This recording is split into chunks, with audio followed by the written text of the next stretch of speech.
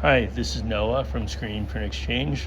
So this is like the fourth or fifth movie that I've made about this Ryobi electric battery powered 40 volt lawnmower. So I've also did a video showing that the motor for the drive wheels works. So I was going to do this one.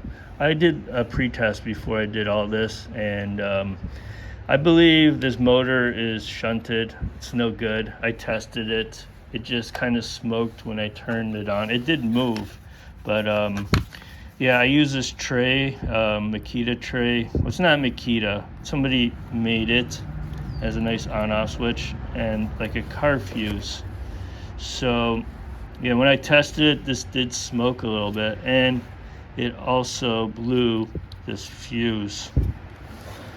It's like a car fuse, you see. See if you can see, it's blown. So I believe this motor is bad, and maybe the circuit boards weren't bad on there, but it's too late for those. So so if anybody wants the mounting hardware, I'm going to sell it. I'm going to scrap this,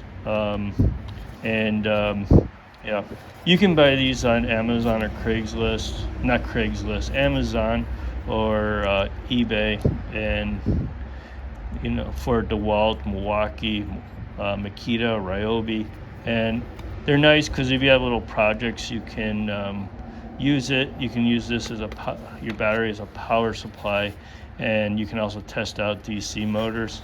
Occasionally you can do 110 motors, but I don't recommend it. So keep on watching. I have other videos coming up soon, and like it. Thank you.